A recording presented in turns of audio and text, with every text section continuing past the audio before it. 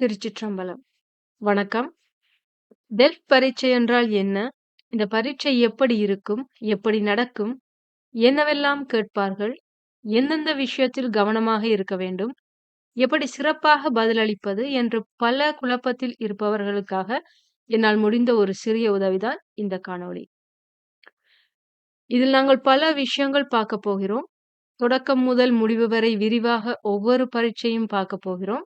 அதாவது பிரான்சில் வாழும் மக்களின் மொழி புலமையை கண்டறிய delve A1, A2, B1, B2 போன்ற பரீட்சைகள் நடத்தப்படுகின்றன. இந்த காணொளியில் டெல்ஃப் A2 பற்றித்தான் விரிவாக பார்க்க போகிறோம். இந்த பரீட்சை 2 கட்டமாக நடைபெறும். முதலாவது கட்டத்தை épreuve collective என்று சொல்வார்கள். அதாவது எல்லோரும் ஒரே நேரத்தில் பரீட்சை எழுதுவார்கள். இரண்டாவது கட்டத்தை épreuve individuelle என்று சொல்வார்கள். அது ஒரு நேர்காணல், உரையாடல், கேள்வி பதில் என்று அந்த பரீட்சை அமையும். தலைப்புகள் தரப்படும். அதற்கேற்றவாறு நீங்கள் பரீட்சை நடத்துபவரோடு உரையாட வேண்டும். எந்த மொழியாக இருந்தாலும் அதை கையாள்வது என்பது 4 விஷயத்தின் அடிப்படையில் தான் நிறுத்து பார்க்கப்படுகிறது. அதில் 2 புரிதல் சார்ந்தது, 2 வெளிப்படுத்துதல் சார்ந்தது.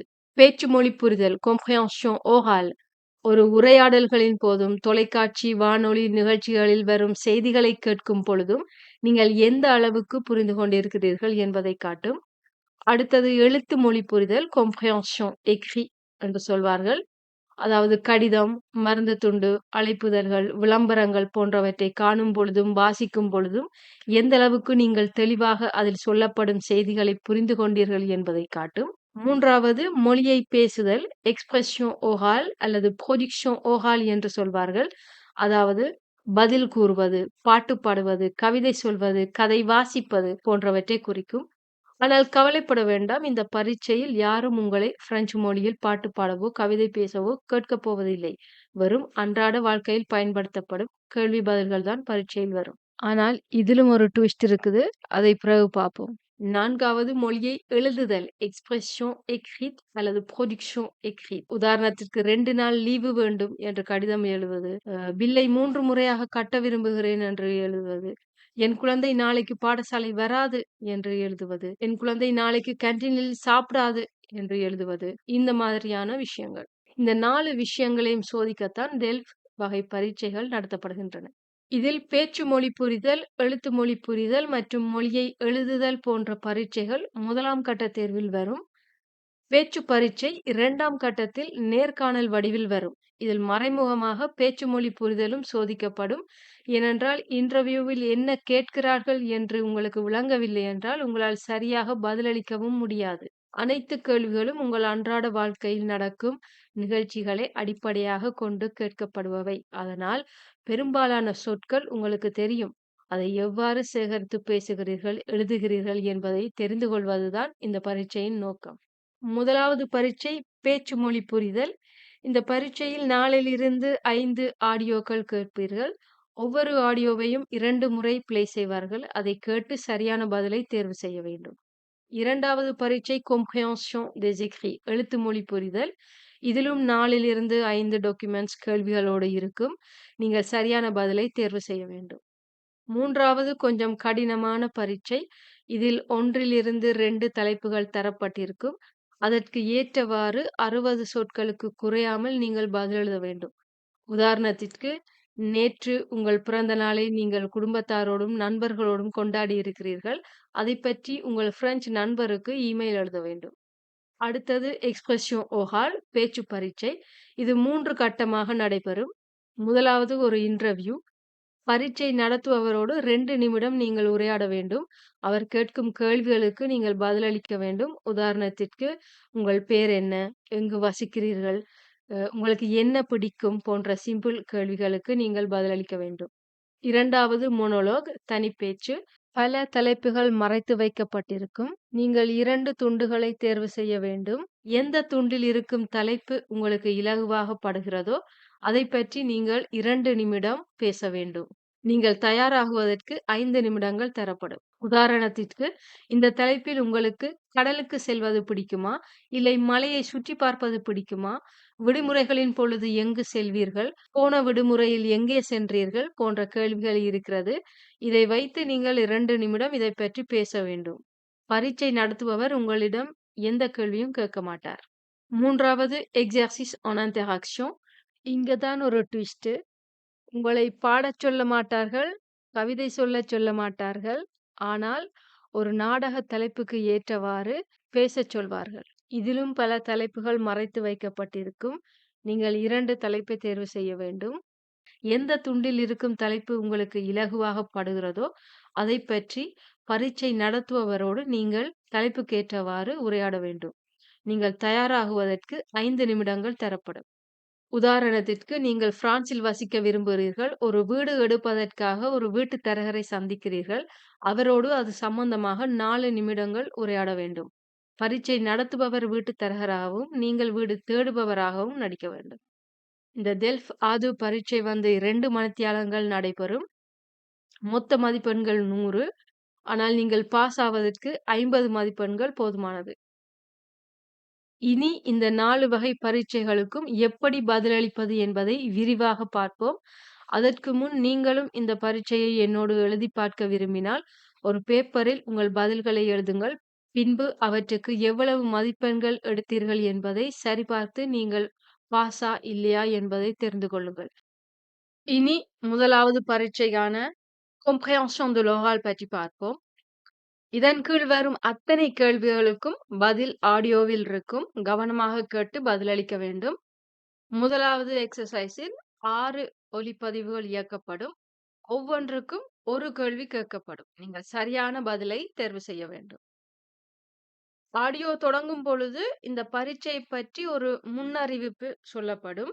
அதை கேட்ட உடனேயே பதிலே வரலையே என்று பயப்பட வேண்டாம். கேள்விகளுக்கு சம்பந்தமான ஆடியோ தொடங்குவதற்கு முன் ஒரு வித்தியாசமான சத்தம் கேட்கும். ரயில்வே ஸ்டேஷனில் அறிவிப்பு சொல்வதற்கு முன் மக்கள் கவனத்தை ஈர்க்க ஒரு சவுண்ட் கேட்குமே, அதுபோல ஒரு சவுண்ட் கேட்கும். அதன் பிறகுதான் நீங்கள் கவனமாக கேட்க வேண்டும். முன்னறிவிப்பு முடிந்ததும் ஒரு 15 செகண்ட் மௌனமாக இருக்கும். அதாவது முன்னறிவிப்பு என்றால் இந்த இவ்வளவு விஷயங்களையும் சொல்லுவார்கள். பிறகு இவ்வளவு விஷயங்களையும் சொல்வார்கள். அதன் பிறகு ஒரு 15 செகண்ட் மௌனமாக இருக்கும். அப்பொழுது நீங்கள் முதலாவது கேள்வியையும் அதற்கான பதில்களையும் ஒரு தரம் வாசித்து பார்த்துக் கொள்வது நல்லது.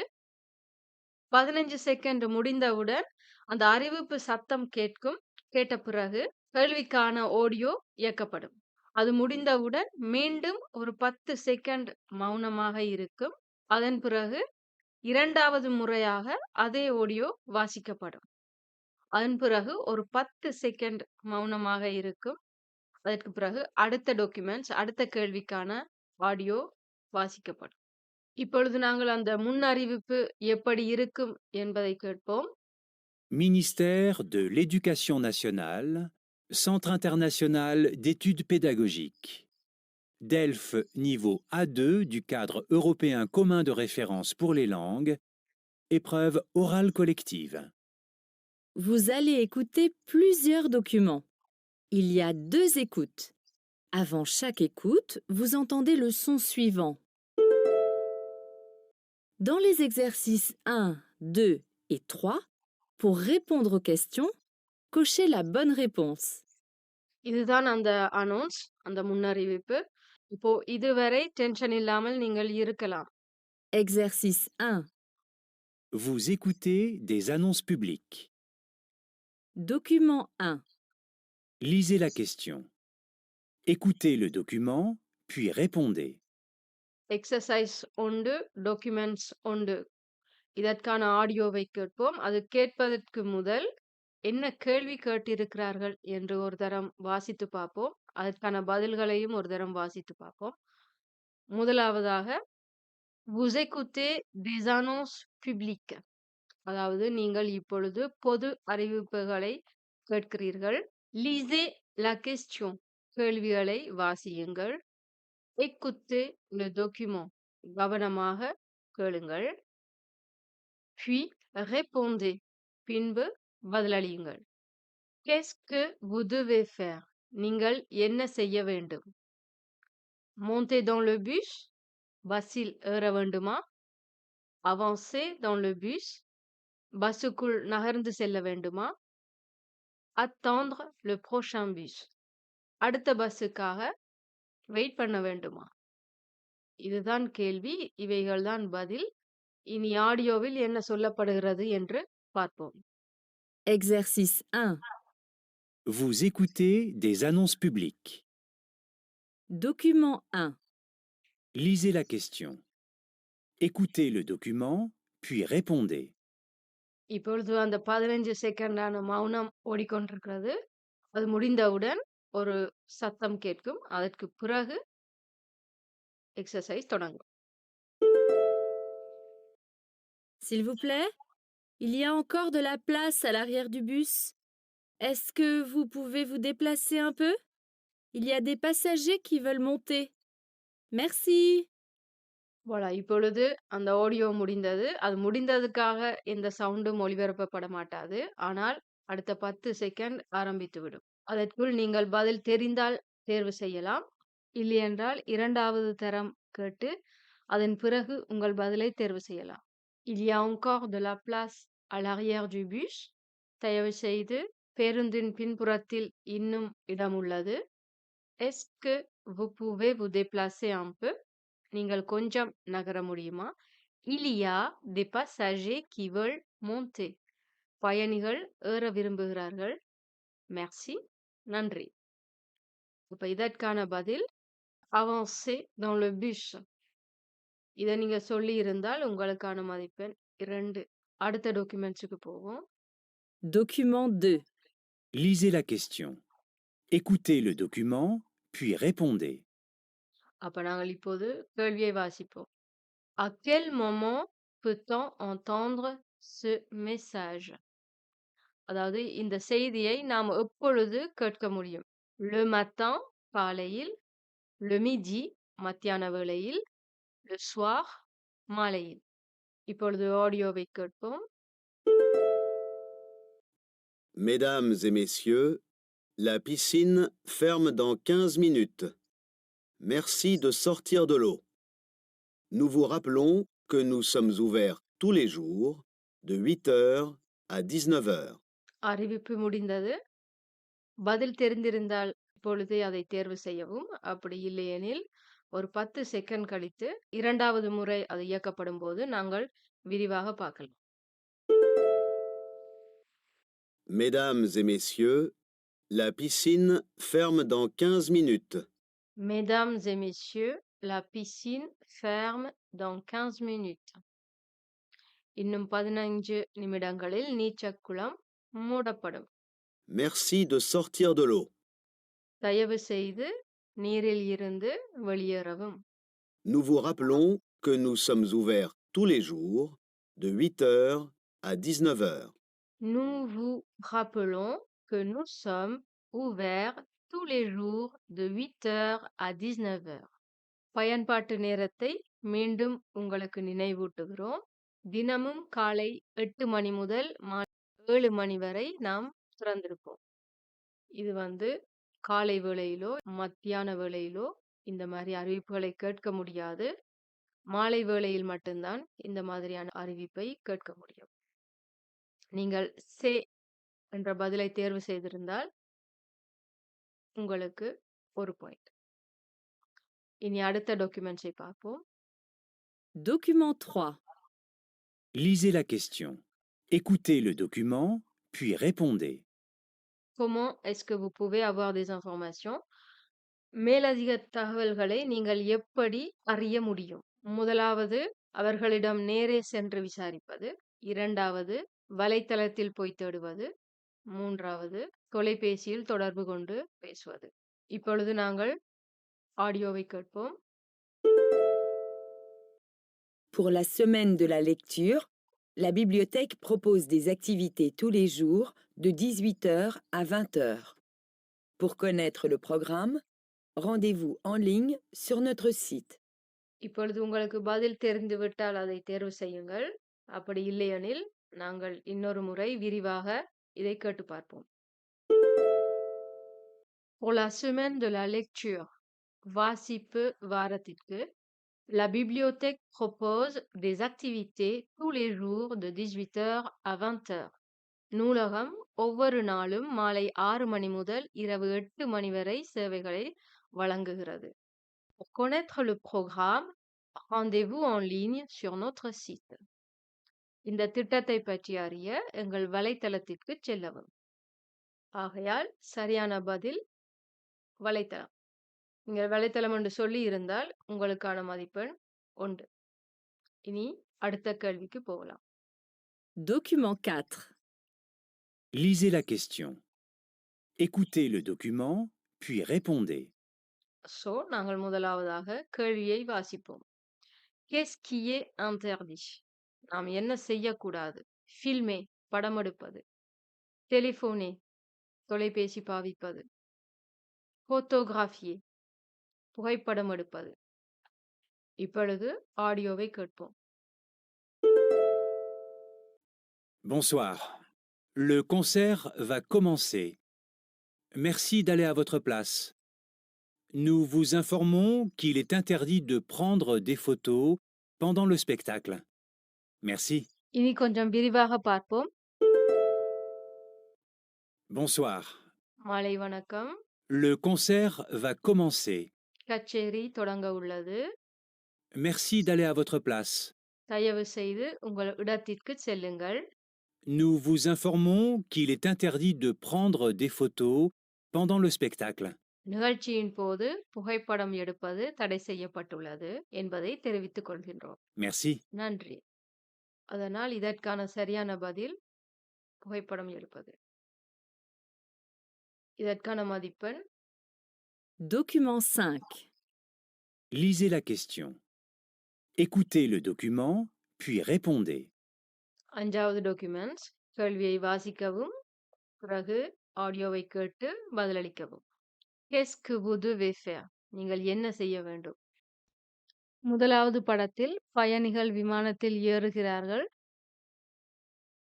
இரண்டாவது படத்தில் பயணிகள் வரிசையில் நின்று தங்களது பாஸ்போர்ட் டிக்கெட்டுகளை காண்பிக்கிறார்கள். மூன்றாவது படத்தில் பயணிகள் தங்களது சூட்கேஸுகளை எடுத்து வைக்கிறார்கள். இனி ஆடியோவை கேட்போம்.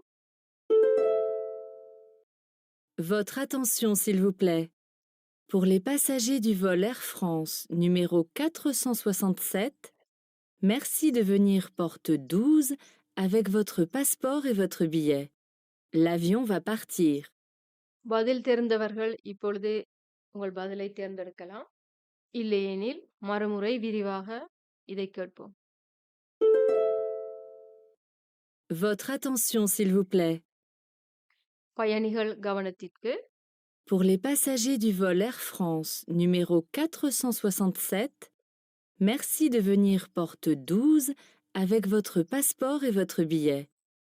ஏர் பிரான்ஸ் விமானம் எண் 467வது பயணிகள் உங்களது கடவுச்சீட்டு மற்றும் பயணச்சீட்டுடன் 12ஆம் நம்பர் எண் கதவுக்கு வரவும். L'avion va partir. விமானம் புறப்பட உள்ளது. அதனால் சரியான பதில் பி. உங்களுக்கான மதிப்பெண். அடுத்த கேள்வியை பார்ப்போம். Document 6. Lisez la question. Écoutez le document, puis répondez. அதனால் கேள்வியை வாசித்து பார்ப்போம். Qu'est-ce qui est moins cher aujourd'hui? இன்று என்ன மலிவாக உள்ளது? கோழியா, மரக்கறியா, மீனா? ஆடியோவை கேட்போம். Tous les jours, dans votre magasin, nous vous offrons les meilleurs prix. Aujourd'hui, vente exceptionnelle sur le rayon poissonnerie. Tout est à moins 10%. Faites-vous plaisir. பதில் தெரிந்தவர்கள் தேர்ந்தெடுங்கள். இல்லையெனில் நாங்கள் இரண்டாவது முறை விரிவாக கேட்போம். Tous les jours, dans votre magasin, nous vous offrons les meilleurs prix.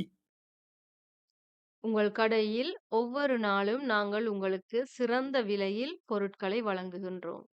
Aujourd'hui, vente exceptionnelle sur le rayon poissonnerie. Tout est à moins 10%. இன்று மீன் வகைகள் சிறந்த விலை கழிவில் விற்பனைக்கு உள்ளன. அனைத்திற்கும் 10% தள்ளுபடி. Faites-vous plaisir. Faites-vous plaisir. வேண்டி உண்டு மகிழுங்கள். அதனால் இதற்கான பதில் 3வது. அதற்கான மதிப்பெண் 1.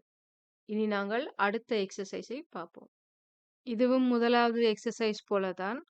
ஆனால் ஒரு சின்ன வித்தியாசம். முதலாவது எக்ஸர்சைஸில் 6 டாக்குமெண்ட்ஸ், 6 ஆடியோ, 6 கேள்விகள் இருந்தது. இந்த 2வது எக்ஸர்சைஸில் 3 டாக்குமெண்ட்ஸ், ஒவ்வொரு டாக்குமெண்ட்ஸுக்கும் 2 கேள்விகள் இருக்கும். 3 ஆடியோ, 2 கேள்விகள். ஸோ இந்த அனௌன்ஸை பற்றி பார்ப்போம். Exercice 2. Vous écoutez la radio. Document 1. Lisez les questions. Écoutez le document, puis répondez. இதுலேயும் முதலாவது எக்ஸர்சைஸ் மாதிரி ஒரு 15 செகண்ட் மௌனம் போஸ் இருக்குது. அதுக்கு பிறகு உங்களுக்கான ஆடியோ ஒளிபரப்பப்படும். ஒவ்வொரு ஆடியோக்களையும் 2 விடை கண்டுபிடிக்கணும். இதில் அவையில் கேள்விகளை வாசிச்சு பார்க்க சொல்லினோம். ஸோ நாங்கள் வாசிச்சு பார்ப்போம். De quelle activité parle le journaliste? அப்போ அந்த ரேடியோவில் கதைக்கிறவர் எதை பற்றி கதைக்கிறார்? முதலாவது படத்தில் மக்கள் திரைப்படம் பார்க்கிறார்கள். 2வது படத்தில் மக்கள் ஒரு பாட்டு கச்சேரி கேட்கிறார்கள். 3வது படத்தில் மக்கள் ஒரு நாடகம் பார்க்கிறார்கள். அடுத்த 2வது கேள்வி. Pour entrer il faut. அதாவது உள்ள செல்வதற்கு நாங்கள் என்ன செய்ய வேண்டும்? Venir très tôt. நாங்கள் வேலைக்கே வரணுமா? Acheter un billet. நாங்கள் டிக்கெட் வேண்டி கொண்டு வரணுமா? Faire une réservation. நாங்கள் முன்பதிவு செய்திருக்க வேண்டுமான்னு கேட்கிறேன். இந்த 2க்கான பதிலும் அந்த ஆடியோக்குள்ள இருக்குது. கவனமா கேட்டு பதிலை தேர்வு செய்யணும். இப்போ நாங்கள் ஆடியோவை கேட்போம். Ce soir, à la maison de la radio, venez découvrir le grand concert de la jeune chanteuse d'opéra Marianne Krebassa. L'entrée est gratuite, mais il est nécessaire de réserver par téléphone ou sur notre site internet. பதில் தெரிந்திருந்தால் தேர்வு செய்யுங்கள். இல்லையென்றால் இன்னொரு முறை விரிவாக இதை பார்ப்போம். Ce soir, à la maison de la radio, venez découvrir le grand concert de la jeune chanteuse d'opéra Marianne Krebassa. Ce soir, à la maison de la radio, venez découvrir le grand concert de la jeune chanteuse d'opéra Marianne Krebassa. இன்று மாலை மேசோன் de la radio என்ற இடத்தில் நடைபெற இருக்கும் மரியான் கிரெபாசா எனும் இளம் பாடகியோட பாட்டு கச்சேரியை அனைவரும் காண வாருங்கள். L'entrée est gratuite, mais il est nécessaire de réserver par téléphone ou sur notre site internet. அனுமதி இலவசம், ஆனால் தொலைபேசி மூலமாகவோ இல்லை இணையதளம் மூலமாகவோ முன்பதிவு செய்ய வேண்டியது அவசியம். ஆகையினாலே இந்த 2 கேள்விக்குமான சரியான பதில் முதலாவது கேள்விக்கு பி, 2வது கேள்விக்கு சி. இனி 2வது டாக்குமெண்ட்ஸை பற்றி பார்ப்போம். Document 2. Lisez les questions. Écoutez le document, puis répondez. கேள்விகளை ஒரு தரம் வாசித்து பார்ப்போம். Combien de temps dure l'événement? இந்த நிகழ்வு எவ்வளவு காலம் நீடிக்கும்? Une journée, ஒரு நாள் முழுக்க. Une semaine, ஒரு கிழமை. Un mois, ஒரு மாதம். Les enfants peuvent faire une activité. குழந்தைகள் என்ன மாதிரியான செயலை செய்ய முடியும்? D'écriture, எழுத முடியும். De dessin, வரைய முடியும். De lecture, வாசிக்க முடியும். இனி இதற்கான ஆடியோவை கேட்போம். Événement pour les amoureux des livres. Du 1er au 7 novembre, vous allez pouvoir rencontrer des auteurs et voir un spectacle. Les jeunes vont même pouvoir dessiner leur histoire préférée avec un artiste. Rendez-vous à partir de samedi. பதில் தெரிந்தவர்கள் விடையை தேர்வு செய்யுங்கள். பதில் தெரிந்தவர்கள் விடையை தேர்வு செய்யுங்கள். இனி நாங்கள் விரிவாக பார்ப்போம். Événement pour les amoureux des livres. Du 1er au 7 novembre, vous allez pouvoir rencontrer des auteurs et voir un spectacle. Les jeunes vont même pouvoir dessiner leur histoire préférée avec un artiste. Rendez-vous à partir de samedi. Événement pour les amoureux des livres. புத்தக ஆர்வலர்களுக்கான நிகழ்வு.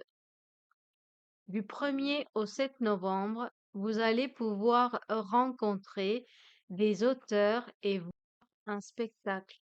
November 1ஆம் தேதி முதல் 7ஆம் தேதி வரை நீங்கள் ஆசிரியர்களை சந்திக்கலாம் மற்றும் நிகழ்ச்சியை பார்க்கலாம். Les jeunes vont même pouvoir dessiner leur histoire préférée avec un artiste. குழந்தைகள் தங்களுக்கு பிடித்த கதையை ஒரு கலைஞரைக் கொண்டு கூட வரைய முடியும். Rendez-vous à partir de samedi. சனிக்கிழமை முதல் சந்திப்போம். அதனால் இதற்கான சரியான விடை 1ஆம் தேதி முதல் 7ஆம் தேதி வரை என்பது ஒரு கிழமை. குழந்தைகள் என்ன செய்ய முடியும்? அவர்களால் வரைய முடியும். இனி அடுத்த டாக்குமெண்ட்ஸை பற்றி பார்ப்போம். இனி 3வது டாக்குமெண்ட்ஸை கேட்போம். Document 3. Lisez les questions. Écoutez le document, puis répondez. கேள்விகளை வாசித்து பார்ப்போம். Pourquoi ce centre de loisirs est-il spécial? இந்த பொழுதுபோக்கு மையம் ஏன் சிறப்பு வாய்ந்தது? Il accueille des animaux. இது மிருகங்களுக்கானது. Les activités sont gratuites. பொழுதுபோக்குகள் இலவசம். Il faut réserver longtemps à l'avance. நீங்கள் முன்கூட்டியே முன்பதிவு செய்ய வேண்டும். அடுத்த கேள்வி. Quelle activité est proposée? என்ன பொழுதுபோக்கு வழங்கப்படுகிறது? சினிமா பார்க்கலாம், நீச்சல் குளத்தில் குளிக்கலாம், விளையாட்டுகள் விளையாடலாம். இப்பொழுது ஆடியோவை கேட்போம். Une information originale. À Paris, un centre de loisirs pour chiens vient d'ouvrir. Pour 40 €, vos chiens peuvent se promener dans le parc, aller à la piscine ou même à la salle de sport. Tout ça sans réservation. பதில் தெரிந்தவர்கள் பதிலளியுங்கள். இனி நாங்கள் விரிவாக பார்ப்போம்.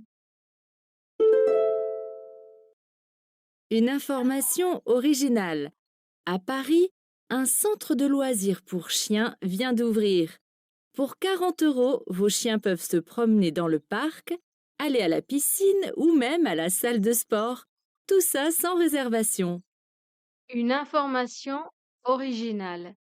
புதுமையான தகவல் ஒன்று.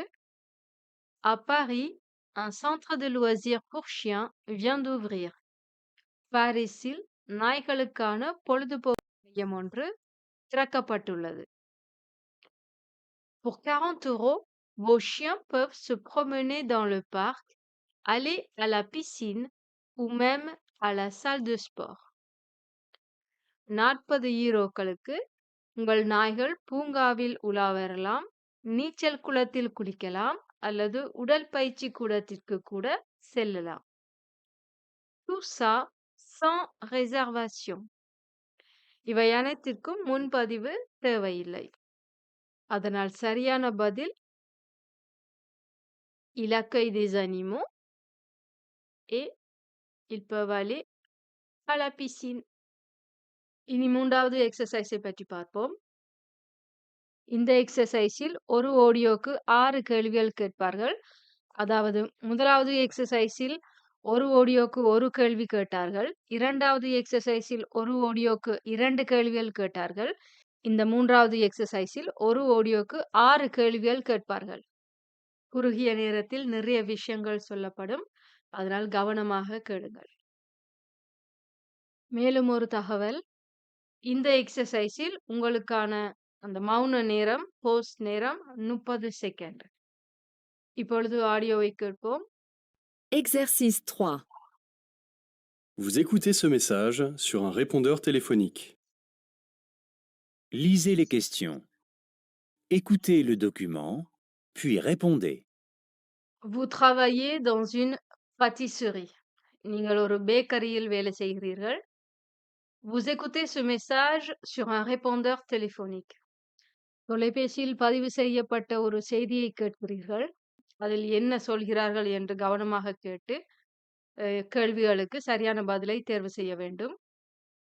அதற்கு முதல் ஒரு முறை கேள்விகளையும், பதில்களையும் வாசித்து பார்ப்போம். முதலாவது கேள்வி. "Quel événement fête Madame Fortin?" Madame Fortin என்ன நிகழ்வை கொண்டாடுகிறார்? Son anniversaire, தன்னுடைய பிறந்த நாளை. L'anniversaire de sa fille, மகளுடைய பிறந்த நாளை. L'anniversaire de ses cousins, உறவினர்களின் பிறந்த நாளை. இரண்டாவது கேள்வி. Quel gâteau Madame Fortin voudrait-elle? இப்ப Madame Fortin என்ன மாதிரியான கேக்கை எதிர்பார்க்கிறார்? முதலாவது படம் சாக்லேட் கேக், இரண்டாவது படம் மில்ஃபை கேக், மூன்றாவது படம் பழக்கேக். அடுத்த கேள்வி. Qu'est-ce que Madame Fortin souhaite mettre sur les gâteaux? கேக்குக்கு மேல் Madame Fortin என்ன வைக்க விரும்புகிறார்? மிருகங்கள், நட்சத்திரங்கள், பூக்கள். Vous devez, நீங்கள் என்ன செய்ய வேண்டும்? Téléphoner à Madame Fortin. Madame Fortinக்கு phone பண்ண வேண்டுமா? Attendre un appel de Madame Fortin. Madame Fortinன் அடுத்த அழைப்புக்காக காத்திருக்க வேண்டுமா? Envoyer un message à Madame Fortin. Madame Fortinக்கு செய்தி அனுப்ப வேண்டுமா? Madame Fortin veut une information sur. Madame Fortin என்ன மாதிரியான தகவலை எதிர்பார்க்கிறா? Les prix des gâteaux, கேக்குகளின் விலை. Les goûts des gâteaux, கேக்கின் சுவை. Les tailles des gâteaux, கேக்குகளின் அளவு. Qui doit prendre les gâteaux? யார் அந்த கேக்கை வந்து எடுப்பார்? Madame Fortin, அவரே வந்து எடுப்பார். La fille de Madame Fortin, Madame Fortinன் மகள். Le mari de Madame Fortin, Madame Fortinன் கணவர். இப்பொழுது ஆடியோவை கேட்போம். Bonjour, ici Madame Fortin. Je vous appelle parce que pour les 10 ans de ma fille, j'invite tous ses cousins. Il me faut 2 gâteaux aux fruits pour 8 personnes. Nous aimons tous les fruits. Ne mettez pas de chocolat, s'il vous plaît. Pouvez-vous ajouter des fleurs en sucre sur les gâteaux? Ma fille va adorer. Appelez-moi pour me dire si c'est d'accord et combien ça va coûter. Mon mari va passer à la pâtisserie vers 19 h. Merci. இப்பொழுது உங்களுக்கு தெரிந்த பதில்களை எழுதுங்கள். இனி நாங்கள் இரண்டாவது முறையாக விரிவாக இந்த ஆடியோவை கேட்போம். Bonjour, ici Madame Fortin. Bonjour, ici Madame Fortin. வணக்கம், நான் Madame Fortin. Je vous appelle parce que pour les 10 ans de ma fille, j'invite tous ses cousins. என்ற மகளோட 10வது பிறந்த நாளை உறவினர்களோடு கொண்டாட போகிறோம். அது சம்பந்தமாக பேசத்தான் ஃபோன் செய்தேன். Il me faut 2 gâteaux aux fruits pour 8 personnes. எனக்கு 8 பேருக்கான 2 பழ கேக்குகள் வேண்டும். Nous aimons tous les fruits. எங்களுக்கு பழங்கள் ரொம்ப பிடிக்கும். Ne mettez pas de chocolat, s'il vous plaît. தயவு செய்து சாக்லேட் பயன்படுத்த வேண்டாம். Pouvez-vous ajouter des fleurs en sucre sur les gâteaux? கேக்குகளுக்கு மேல் ஐசிங் பூக்கள் வைக்க முடியுமா? Ma fille va adorer. மகள் சந்தோஷப்படுவா. Appelez-moi pour me dire si c'est d'accord et combien ça va coûter. உங்களுக்கு ஓகே என்றால் எவ்வளவு செலவாகும் என்று எனக்கு ஃபோன் செய்து சொல்லுங்கள். Mon mari va passer à la pâtisserie vers 19 h. Merci. என்ற கணவர் இரவு 7 மணிக்கு மேல் உங்கள் கடைக்கு வருவார். நன்றி. இப்பொழுது இந்த கேள்விகளுக்கான விடையை பார்ப்போம். முதலாவது கேள்வி. Quel événement fête Madame Fortin? என்ன நிகழ்வு சம்பந்தமாக அவர் ஃபோன் செய்தார் என்றால் அவருடைய மகளுக்கு பிறந்த நாள். L'anniversaire de sa fille. Quel gâteau Madame Fortin voudrait-il? அவ என்ன மாதிரியான கேக் விரும்பி கேட்கிறா? பழக்கேக். Qu'est-ce que Madame Fortin souhaite mettre sur les gâteaux? அவ கேக்குக்கு மேல் என்ன வைக்க விரும்புகிறா? பூக்கள், ஐசிங் பூக்கள். ஆர்டர் ஓகே என்றால் நீங்கள் என்ன செய்ய வேண்டும்? அவாக்கு ஃபோன் செய்ய வேண்டும். என்ன தெரிந்து கொள்ள விரும்புகிறா? எவ்வளவு முடியும், எவ்வளவு செலவாகும் என்பதை தெரிந்து கொள்ள விரும்புகிறார். யார் கேக்குகளை வந்தெடுப்பார்?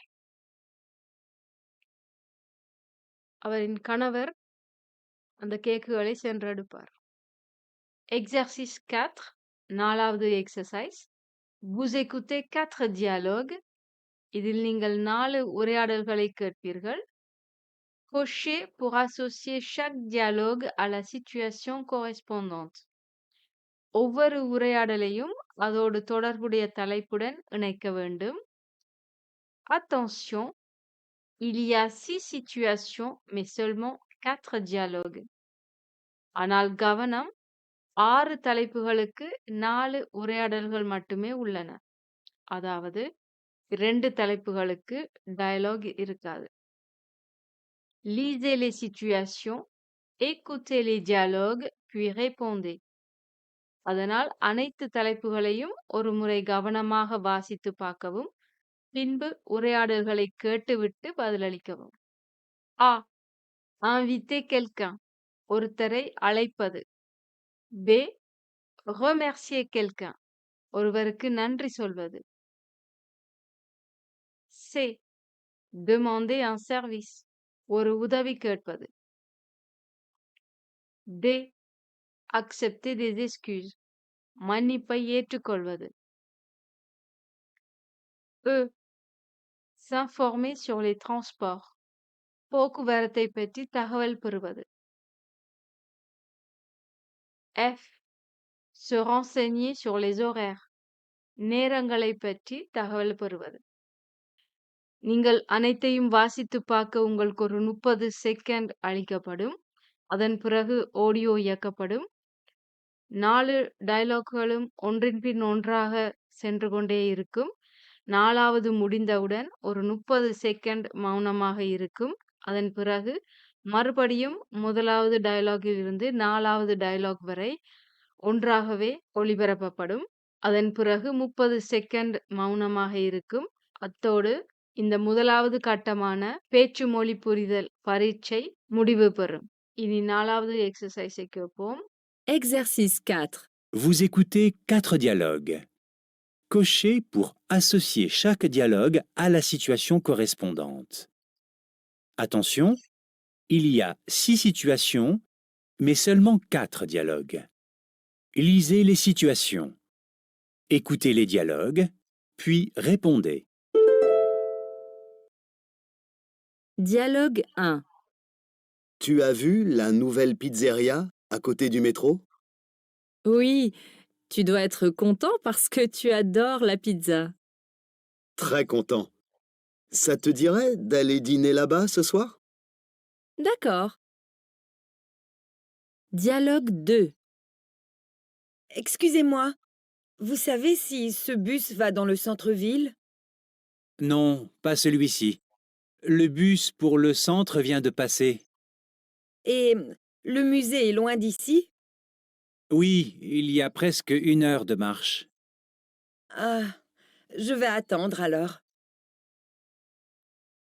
Dialogue 3. Bonjour monsieur. Excusez-moi, vous pourriez m'aider à porter mon sac de course? Il est très lourd. Mais bien sûr. Vous habitez à quel étage? Au 6e. Pas de problème. Allons-y. Dialogue 4. Tu sais à quelle heure ouvre le supermarché? Mais il est fermé. On est dimanche. Et demain? Je n'ai plus de café, moi. Si tu veux, l'épicerie au bout de la rue ouvre à 9h30 ce matin. பதில் தெரிந்தவர்கள் தேர்வு செய்யுங்கள். இனி ஒவ்வொரு உரையாடல்களையும் கொஞ்சம் விரிவாக பார்ப்போம். முதலாவது உரையாடல். Dialogue 1. Tu as vu la nouvelle pizzeria à côté du métro? மெட்ரோக்கு பக்கத்தில் ஒரு புது பிட்சேரியா கடை திறந்திருக்கிறது. பாத்தியா? Oui, tu dois être content parce que tu adores la pizza. ஓம், உனக்கு தான் பீஸாண்டா ரொம்ப பிடிக்குமே. நீ ரொம்ப சந்தோஷமா இருப்ப. Très content. Ça te dirait d'aller dîner là-bas ce soir? எனக்கு ரொம்ப சந்தோஷமா இருக்குது. இன்றைக்கு இரவு அங்க போய் சாப்பிடுவோமா? D'accord. சரி. இப்ப நாங்கள் இதுக்கான பதிலை பார்ப்போம். இந்த உரையாடலில் பீட்சா கடையில் சாப்பிட அழைக்கிறார். அதனால் c'est invité quelqu'un. இனி 2வது டயலாகை பற்றி பார்ப்போம். Dialogue 2. Excusez-moi, vous savez si ce bus va dans le centre-ville? ஒரு நிமிஷம். உங்களுக்கு தெரியுமா இந்த பஸ் சென்ட்ரவில்லுக்கு போகுதோண்டு? Non, pas celui-ci. இல்ல, இது போகாது. Le bus pour le centre vient de passer. அந்த பஸ் இப்பதான் போயிட்டுது. Et le musée est loin d'ici? இப்ப கண்காட்சி சாலை இங்கிருந்து ரொம்ப தூரமா? Oui, il y a presque 1 heure de marche. ஓம், நீங்கள் நடந்து செல்வதென்றால் கிட்டத்தட்ட 1 மணித்தியாலம் எடுக்கும். Je vais attendre alors. அப்படி என்றால் நான் கொஞ்சம் வெயிட் பண்றேன். இந்த உரையாடலுக்கான சரியான விடை அ. இனி 3வது டயலாகை கேட்போம். Dialogue 3. Bonjour monsieur. வணக்கம் ஐயா. Excusez-moi, vous pourriez m'aider à porter mon sac de course? நீங்கள் என்னுடைய பேக்கை கொஞ்சம் தூக்கிக் கொண்டு வருவீர்களா? Il est très lourd. ரொம்ப பாரமாக இருக்கிறது. Mais bien sûr. Vous habitez à quel étage? கண்டிப்பா. நீங்க எத்தனையாவது மாடியில இருக்கிறீங்க? Au 6e. 6வது மாடி. Pas de problème. Allons-y. பிரச்சனை இல்ல, வாங்கோ. இந்த டயலாக்குக்கான சரியான பதில் demander un service. இதில் ஒரு உதவி கேட்கப்படுகிறது. So demander un service. இனி 4வது டயலாகை பற்றி பார்ப்போம். Dialogue 4. Tu sais à quelle heure ouvre le supermarché? கடை எத்தனை மணிக்கு திறக்குதுன்னு உனக்கு தெரியுமா? Mais il est fermé. On est dimanche. இன்னைக்கு ஞாயிற்றுக்கிழமை, அது பூட்டல்ல. Et demain? Je n'ai plus de café, moi. நாளைக்கு திறக்குமா? வீட்ட கஃபே இல்ல. Si tu veux, l'épicerie au bout de la rue ouvre à 9h30 ce matin. அந்த மூலையில இருக்கிற கடை 9:30க்கு திறக்கும். விரும்பினா போய் பார். இந்த டயலாக்குக்கான சரியான பதில் se renseigner sur les horaires. நேரத்தை பற்றி விசாரிப்பது. இப்பொழுது இந்த 4வது எக்ஸர்சைஸ் முடிவுக்கு வந்தது. அது மட்டும் இல்ல, l'épreuve de compréhension de l'oral est terminée. இந்த பேச்சு மொழி புரிதலுக்கான பரீட்சை அதுவும் முடிவடைந்தது. Passez maintenant à l'épreuve de compréhension écrit. இனி எழுத்து மொழி புரிதல் அதற்கான பரீட்சை ஆரம்பமாகும். இத்தோடு கேட்டல் பரீட்சை நிறைவு பெற்றது. இனி வாசித்தல் பரீட்சை பற்றி அடுத்த காணொளியில் விரிவாக பார்ப்போம். நன்றி, வணக்கம்.